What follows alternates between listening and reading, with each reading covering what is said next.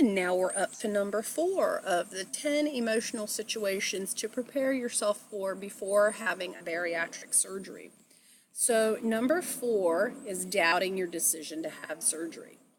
So guess what? If you're having doubts about whether or not you should have surgery, congratulations, you're 100% normal. I would be more concerned about anybody who has no doubts whatsoever and who is overly confident in this whole process. Because after all, this is an amazingly huge change you are making in your life, not just for your body, but it's a lifestyle change. At least it has to be a lifestyle change if you're expecting to have any success beyond the honeymoon period of 12 to 24 months. If you don't make lifestyle changes, then you can just kiss goodbye any chances of being happy with your weight loss or even maintaining your weight loss, quite honestly. So, it's totally normal to be worried and doubting about whether or not you should have your surgery. All of us go through this, I would say, at some point in time in the journey or other. A lot of folks go through it once they hit that first big hurdle of the pre-op diet. Okay, for some of you, that's not the first major hurdle. For some of us, the first major hurdle was getting the insurance company to approve or following some rules and guidelines for some pre-op weight loss that your doctor or your insurance company required.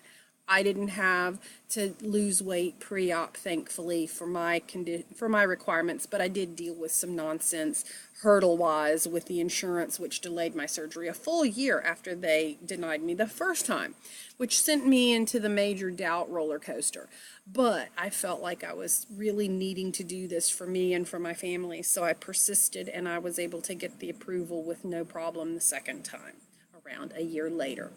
So, whenever people hit the pre-op diet stage, a lot of times they really start questioning whether or not they can do this because they really have to buckle down. For many people, it's a liquid diet for a week or 2 weeks, or I've even heard of people who have to do it for a whole month. God bless you.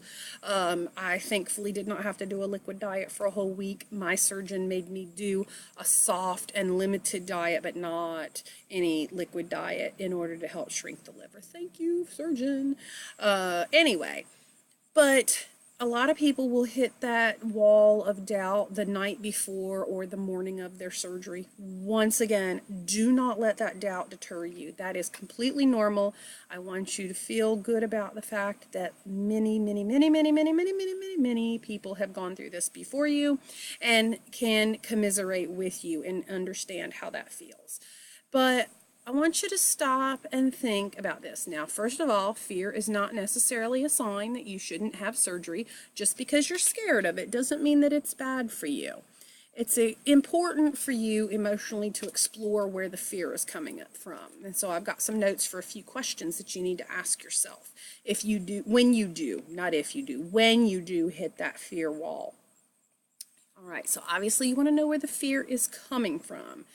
Are you dreading the changes that you are ultimately going to need to make to your lifestyle after the surgery in order to achieve lasting weight loss? Are you scared that who you are is going to change after surgery? Some people talk about that they have been told by people that they're going to be horrible and that they're not going to want to be around them and such because they're somehow or another the personality is going to totally change, which is most people do not change in that way. They don't necessarily become a negative person. They become, in many cases, a much more positive person because they're happier, because they can do more things and they don't feel uncomfortable in their skin anymore. Let's see here. One of the fears that people have is they worry that other people are going to treat them differently post-op. And sometimes people do treat you differently post-op. I can't lie about that. Sometimes that change is good. Sometimes that change is bad. It's all about what other people's emotional garbage is about. Some people would treat you better whenever you lose weight because they feel more comfortable around you. Some people feel less comfortable around you because you're not like them anymore if you lose weight and they are stuck back in obesity still. There's a lot of things that go on with that, way more than I can talk about in this one quick video. But another thing that people get afraid about and causes doubts is that they're worried that they're not going to know how to navigate the world in their life. This takes takes some adjustment. This takes some getting used to. The good news is you can adjust in stages, and it's worth doing. People sometimes worry that their relationships with friends or family members or co-workers or other people will change. Once again, it could change. People have a lot of fears around you. People are scared that they're going to lose you, that you're going to die during the surgery or after the surgery. People can be afraid that you're going to leave them behind, that you're not going to love them anymore, that you're going to go find somebody better than them to be friends with, or find somebody better than them to be a partner with. Better meaning, i.e., thinner than them if you get thin. There's all these weird things that pop up for the people who love it. That you don't know what's going to pop up, what mines you're going to step on until you step on them, unfortunately. So you have to be prepared.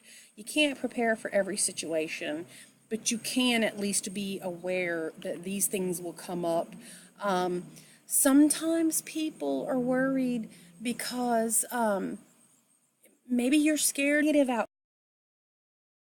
after a surgery, or maybe they did have a complication, or maybe they didn't achieve their weight loss goals, and you're wondering if you have what it takes to really do this.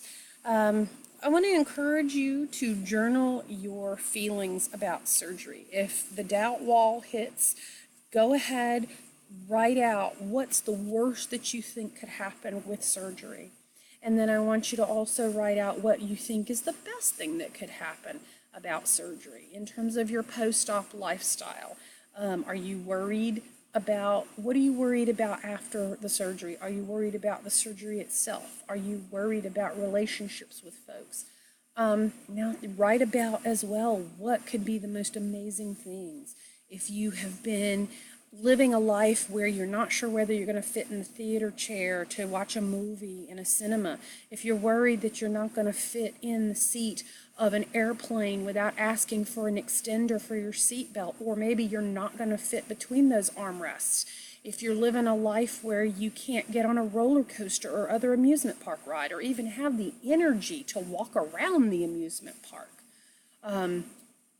there's all these things that will get better if you lose weight. I can tell you from personal experience, the first time I got to get onto a roller coaster, after having had the shame of having to get off a roller coaster because it wasn't big enough for me, the seat belt or the bar or something wouldn't fit. I don't even remember now. I've tried to block it out.